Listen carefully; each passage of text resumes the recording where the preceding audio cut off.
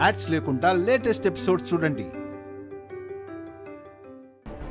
భీమ్రావ్,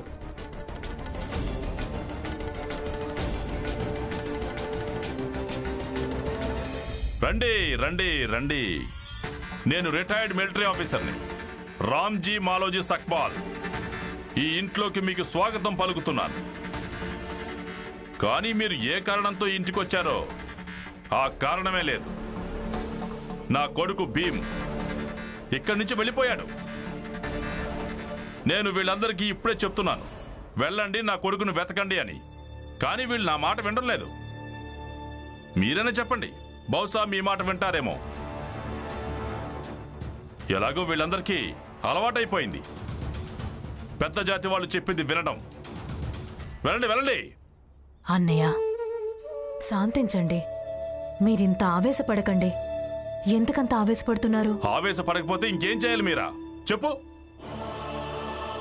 అందరి మీద కోపం వస్తుంది. విసిగిపోయాను.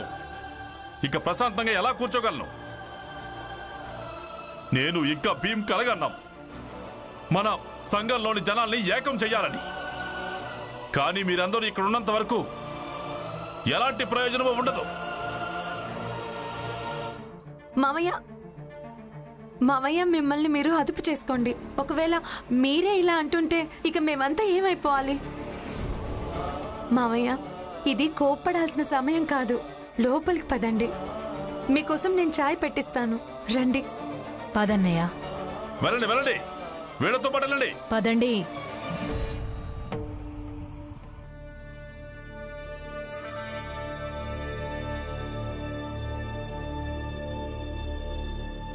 ఇంతకీ ఒకవేళ భీమ్రావ్ మీకు దొరికాడంటే మీరిద్దరూ తనను ఏం చేస్తారో చెప్పండి. ఆ భీమ్రావ్ది అలాగే మా కోడలు నిర్మలా ప్రాణాలు కూడా తీసేస్తాం.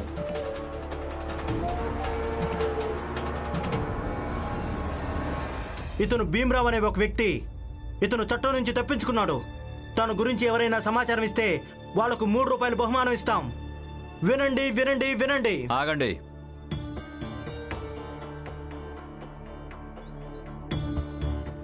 ఏ కంప్లైంట్ ఆధారంతో భీమ్రావును చట్టం నుంచి తప్పించుకున్నాడని ప్రకటిస్తున్నావో ఆ కంప్లైంట్ ఎఫ్ఐఆర్ కాపీ చూపించండి. నేను చూస్తాను ఏ ఏ సెక్షన్ల ప్రకారం అపరాధం అంటున్నారు. ఎఫ్ఐఆర్ జేబులో పెట్టుకుని తిరుగుతామా? సరే, అయితే నేను స్టేషన్కే వెళ్ళి ఎఫ్ఐఆర్ కాపీ చూస్తాను. ఎఫ్ఐఆర్ రాయడం జరగలేదు. హడావిడిలో రాయడం కుదరలేదు. దీని అర్థం ఇది మాత్రం కాదు, ఆ భీమ్రావ్ అపరాధి కాదని అర్థమైందా? నువ్వు కొన్ని నెలలు నాతో పాటు నా ఆఫీసులో పనిచేసావు కదా, ఆ మాత్రమైనా తెలుసుండాలి కదా చట్టానికి ఒక ప్రక్రియ ఉంటుంది అని. అలాగే ఆ ప్రక్రియను పూర్తి చేయకపోవడం ఒక అపరాధం అని. ఇన్స్పెక్టర్ గారు, మనం ఈ అపరాధం గురించి కోర్టులో మాట్లాడుకుందాం. ఇలా చూడు, నీ స్తోమతను మించి మాట్లాడుతున్నావు. పెద్ద జాతి వాళ్ల కోపానికి నువ్వు ఇలా అడ్డుపడ్డావంటే నువ్వు కోర్టుకు వెళ్లాల్సిన అవసరమే రాదు. ఇక్కడే రోడ్డు మీదే నిలబడి నీ అంతు తేల్చిపారేస్తా. నాకు నేర్పించకండి. నేను కూడా మీ జాతి వాడినే కదా. సరే, అయినా తప్పుకుంటున్నాను. అన్నట్టు ఇన్స్పెక్టర్, ఒక న్యాయవాదిని ఇలా బెదిరించడం కూడా తప్పే. ఇదంతా నీ ఎదురుగానే జరుగుతోంది. చట్ట ప్రకారం ఏం జరగాల్సిందంటే నువ్వు వీళ్ళని అరెస్ట్ చేసి స్టేషన్కి తీసుకెళ్ళాలి. కానీ నువ్వు అలా చేయలేవు. నేను వస్తాను. అకారణంగా భీమ్ చట్టం నుంచి తప్పించుకున్నాడని ఎంతగా అరుస్తావో కోర్టులో అంతగా సమాధానం ఇవ్వాల్సి ఉంటుంది.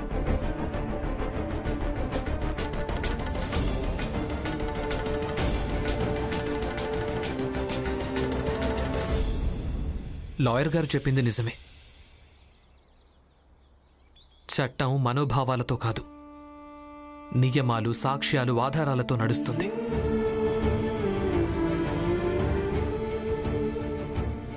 నా వల్ల చాలా పెద్ద తప్పు జరిగిపోయింది. ఇన్స్పెక్టర్ గారి గొంతు విని నిర్మల గారిని ఇక్కడ వదిలేసి వెళ్లాలని నిర్ణయించుకోకుండా ఉండాల్సింది. రమా కూడా మీకు ఇదే నచ్చజెప్పాలనుకుంది, కానీ మీరు వినిపించుకుంటే కదా. తర్వాత లాయర్ గారు వచ్చి మీకు చెప్పగానే మీరు విన్నారు. మీరిలా చేస్తారనుకోలేదు భీమ్.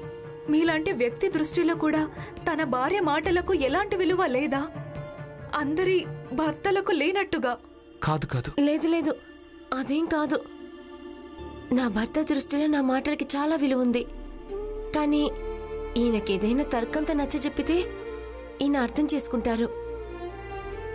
అదే తర్కం లేకుండా నేనేంటి, మామయ్య ఇంకా పిన్ని గారు చెప్పినా సరే ఈయన అర్థం చేసుకోలేరు.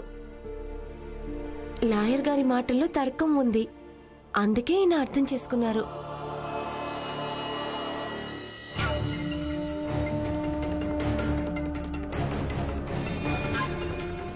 వీళ్ళందరూ ఇక్కడ దాక్కున్నారా? ఇప్పుడు నేను భీమ్రావ్ ఎక్కడున్నాడో చెప్తాను.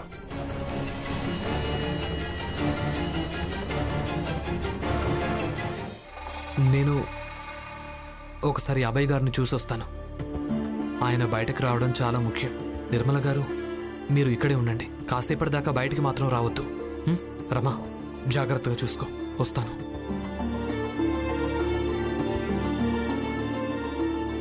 నిర్మల గారు, మీరు విశ్రాంతి తీసుకోండి. ఇంట్లో సరుకులు నిండుకున్నాయి, నేను వెళ్ళి తీసుకొస్తాను. అలాగే.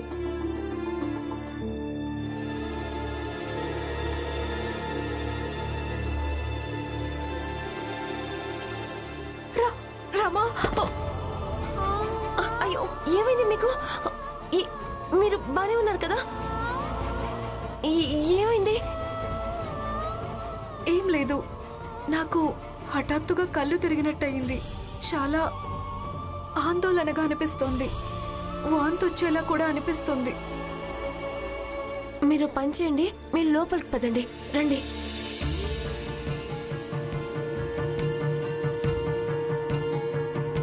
జాగ్రత్త.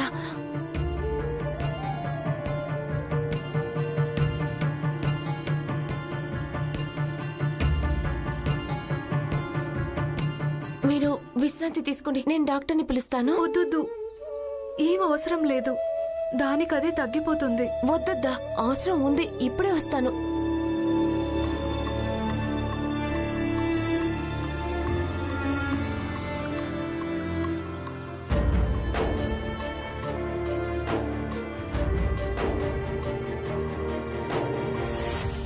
భీమ్రావ్ తనను తాను చాలా తెలివైనవాడు అనుకుంటాడు. తను ఎక్కడ దాక్కున్నాడో ఎవ్వరికీ తెలియదు అనుకుంటున్నాడు. ఇప్పుడు నేను చూపిస్తాను కదా. ఏంటి హితేష్? నమస్కారం బాబు గారు.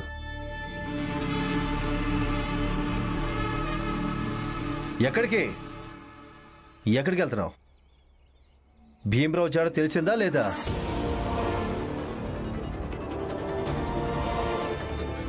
ఇంకా తెలియలేదు.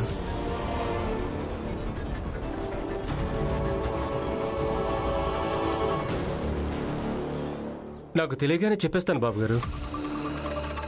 నేను కొంచెం తొందరలో ఉన్నాను. నేను వస్తాను. నమస్కారం బాబు గారు.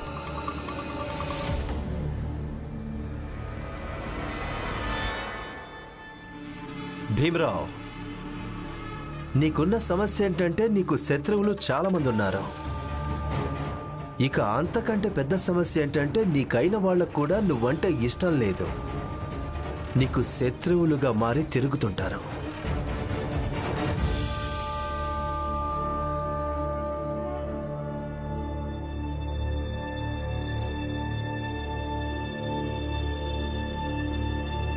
వీళ్ళు ఎక్కడికి వెళ్ళిపోయారు?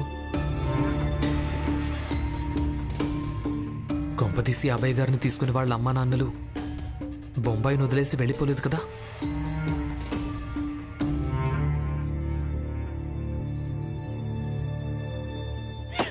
తలుపు తీయండి, ఎవరైనా ఉన్నారా?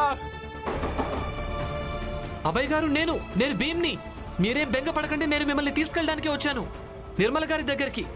నిర్మల గారు నా దగ్గరే ఉన్నారు అంటే ఇప్పుడు రమ దగ్గర ఉంది. మీరు నాతో పాటు పదండి. కానీ ఇదంతా భీమ్, మా వాళ్ళు నన్ను గదిలో బంధించి వెళ్ళిపోయారు. నేను ఏదో ఒక రకంగా బయటకు వచ్చేయాలి, కానీ చూస్తుంటే దీనికి తాళం వేసినట్టున్నారు. నువ్వు తాళం పగలగొట్టాలి భీమ్. మీరేం కంగారు పడకండి, నేను ఇప్పుడే తాళం పగలగొట్టేస్తాను.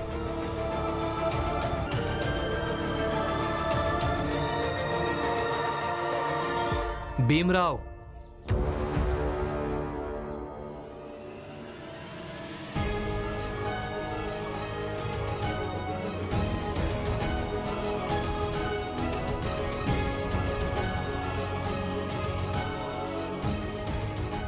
నువ్వొక రాయితో ఒకరి ఇంటి తాళాన్ని పగలగొట్టడానికి అస్సలు వీల్లేదు. ఇది చట్ట విరుద్ధం, ఇది తప్పు. కానీ అభయ్ గారు బయటకు రావడం కూడా ముఖ్యమే కదా. మరో మార్గాన్ని వెతుకు. భీమ్రావ్, ఫలితం ఎంత సరైందైనా కావచ్చు. ఒకవేళ దానికోసం ఎంచుకున్న మార్గాలే తప్పైపోయినప్పుడు అది కూడా తప్పే అవుతుంది. ఇక అలాంటి తప్పు చేస్తాడని భీమ్రావ్ అంబేద్కర్ నుంచి ఎవరు ఆశించరు.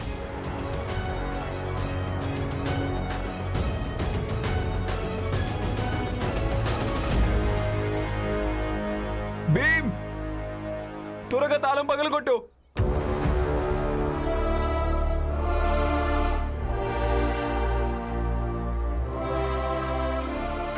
భీమ్, అమ్మ నాన్న రాకముందే తాళం పగలగొట్టు భీమ్.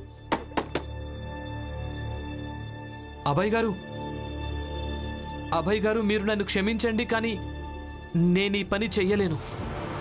నేను మీ ఇంటి తాళాన్ని పగలగొట్టలేను, అది మీరే చేయాల్సి ఉంటుంది. భీమ్, పిచ్చి పట్టిందా నీకు? బయటన్న తాళాన్ని నేను లోపల నుంచి ఎలా పగలగొడతాను? భీమ్, నేను చెప్పేది అర్థం చేసుకో. ఈ తాళం పగలగొట్టు భీమ్. నేను చెప్పింది అర్థం చేసుకోండి. నేను ఈ పని చెయ్యలేను. నేను ఇక్కడే మీకోసం ఎదురు చూస్తూ ఉంటాను. మీరు ఏదో ఒకటి చేసి వీలైనంత త్వరగా బయటకు వచ్చేయండి. విచిత్రమైన వాడిలో ఉన్నావు భీమ్రావ్. నేను బయట తాళాన్ని ఎలా పగలగొడతాను? ఇప్పుడు బయటకు ఎలా రావాలి?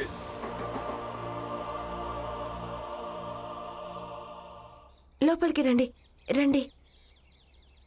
నిర్మల గారు, డాక్టర్ గారు వచ్చారు. మీరేం కంగారు పడకండి, మొత్తం తనే చూసుకుంటుంది, సరేనా?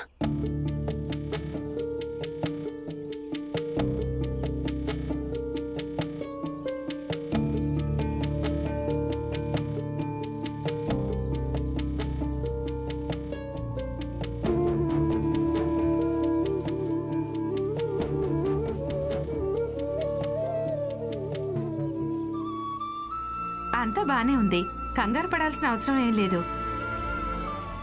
ఈమె తల్లి కాబోతుంది. ఏంటి ఏంటి?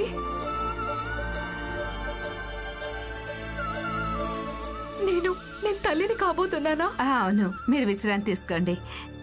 మీరు చెప్పేది నిజమే కదా? అవును, మీరు నిజంగానే తల్లి కాబోతున్నారు. ఇది మంచి శుభవార్త కదా. మీరు సంతోషంగా ఉండండి. అవును, కానీ మీరు ఈమెను జాగ్రత్తగా చూసుకోవాలి. కొన్ని మాత్రలు ఇస్తాను, అవి ఈమెకు సమయం ప్రకారం ఇవ్వాల్సి ఉంటుంది. మీరు ఒక పని చేయండి, మీరు నా వెంట రండి. నేను మీకు మాత్రలు ఇస్తాను, అవి ఎప్పుడెప్పుడు వేయాలో చెప్తాను కూడా.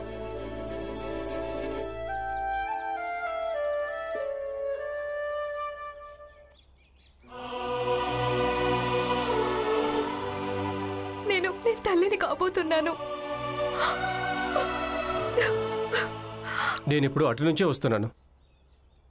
ఇక మీరు అక్కడికి వెళ్ళండి. మీ కోడలు నిర్మల అక్కడే దొరుకుతుంది. ఇక మీరే చెప్పారు కదా భీమ్ ఇంకా నిర్మలను చంపేస్తారని. ఇక వెళ్ళండి, ముందుగా అక్కడ నిర్మల అంతు చూడండి, తర్వాత భీమ్ ఇంకా రమ అంతు కూడా తేల్చేయండి. ఒకేసారి పని మొత్తం పూర్తయిపోతుంది. పదండి, ఈరోజు వాళ్ళని వదలకూడదు. వెళ్ళండి వెళ్ళండి, ముగ్గురు కాకపోయినా సరే కనీసం ఒకరో ఇద్దరైనా చావాలి.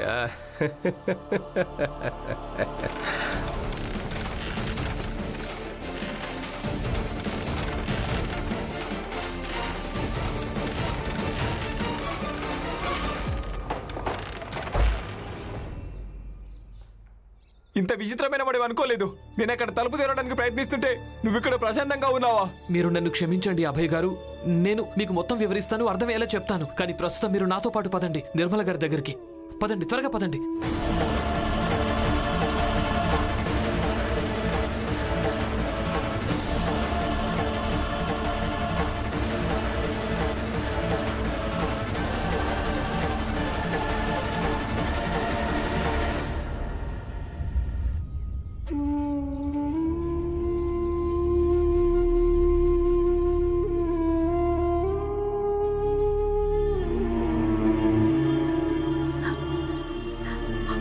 ఒకవేళ ఈరోజు మీరెక్కడ ఉండుంటే ఈ వార్త విని ఎంత సంతోషపడేవాళ్ళో.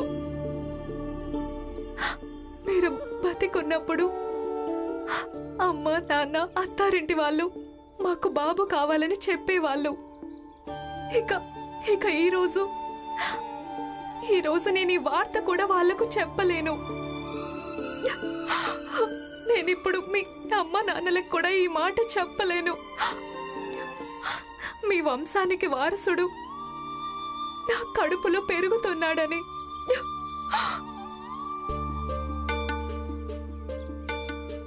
ఏవండి మెల్లగా. రమా, నువ్విక్కడేం చేస్తున్నావు? నేను మందుల కోసం వచ్చాను. ఎందుకు? నిర్మల గారు తల్లి కాబోతున్నారు. ఏంటి ఏంటి? అవును.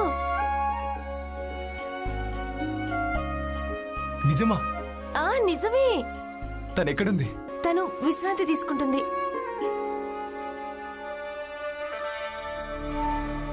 చూడండి, హితేష్ మనకు ఏ ఇల్లని చెప్పాడో అది ఇదే అనిపిస్తోంది. చుట్టుపక్కల కూడా ఎవ్వరూ లేరు. పదండి, ఈరోజు దాన్ని చంపేద్దాం.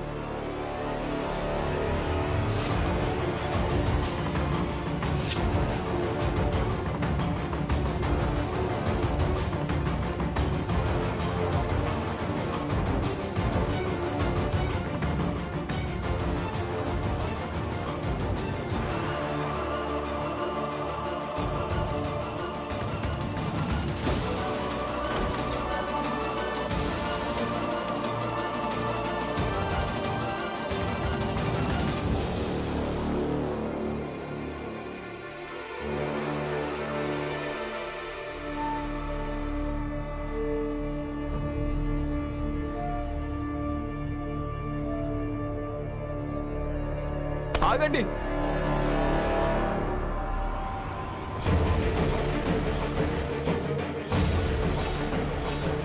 నువ్వు ఇక్కడికి ఎలా వచ్చావు? అసలు మీరు ఏం చేస్తున్నారు? కత్తి కింద పడేయండి. నా చెయ్యొదులు. నా చెయ్యొదులు పెట్టి ఈ రోజు దీన్ని వదిలిపెట్టాను నేను. ఇది ఎప్పుడైతే పెళ్లి చేసుకుని ఇంట్లో అడుగు పెట్టిందో అప్పటి నుంచి అంత అశుభమే జరుగుతుంది. దీనివల్ల అంతా నాశనమే జరిగింది. కానీ ఈ రోజు నుంచి జరగదు. వదులు నా చెయ్యి. ఆగండి. నిర్మల గారు, వీళ్లకు వాస్తవం చెప్పండి. చెప్పేయండి. బహుశా నిజం వినగానే వీళ్ల ఉద్దేశం మారిపోతుందేమో. మీ వల్ల కేవలం నాశనమే జరుగుతుందని. కానీ వాస్తవం ఏంటంటే మీరు త్వరలోనే ఒకరికి జన్మనిచ్చి ప్రాణం పోయబోతున్నారని. అవును, వీళ్ళకి చెప్పండి. అత్తయ్య, మావయ్య, నేను తల్లిని కాబోతున్నాను.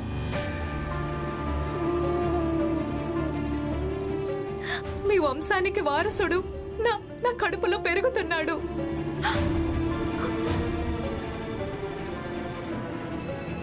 అమ్మా, నాన్న, అన్నయ్య ఈ ప్రపంచాన్ని వదిలేసి వెళ్ళిపోయాడు నిజమే. కానీ తన అంశాన్ని వదిలేసి వెళ్ళిపోయాడు.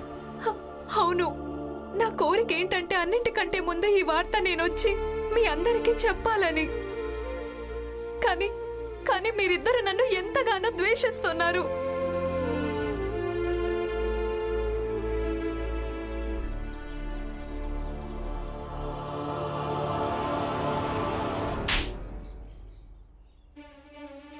అవును, మేము నిన్ను చాలా ద్వేషిస్తున్నాం. చాలా. ఎందుకంటే నీకు అదే సరైంది. నీ భర్త చనిపోయి 2 నెలలు కూడా కాలేదు. ఇక నువ్వు అప్పుడే అబ్బాయితో సరసాలు మొదలు పెట్టావా? లేదత్తయ్య, మీరు అబద్ధం చేసుకుంటున్నారు. ఇదంతా అబద్ధం. ఈ బిడ్డ నా భర్త ప్రతిరూపం. నేను చెప్పింది మీరు పూర్తిగా నమ్మండి.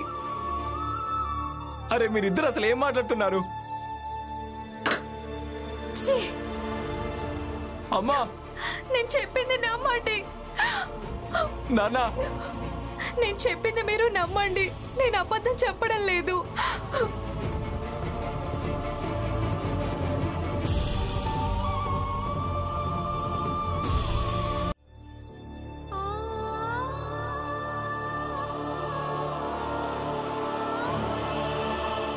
దీంతో నన్ను నేను చంపుకుంటాను. ఎందుకంటే ఇది తప్ప నా దగ్గర మరో మార్గం లేదు. ఒక్కరు కూడా నేను చెప్పింది నమ్మడం లేదు. నేను అబద్ధం చెప్పడం లేదని ఎలా రుజువు చేసుకోవాలి? దీంతో నన్ను నేను చంపుకుంటాను. నువ్వు ఎవ్వరికి ఏది రుజువు చేసుకోవాల్సిన అవసరం లేదు.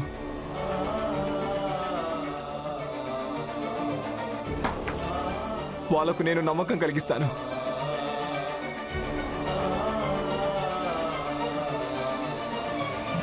మీరు మీరు మీరు ఏడవకండి.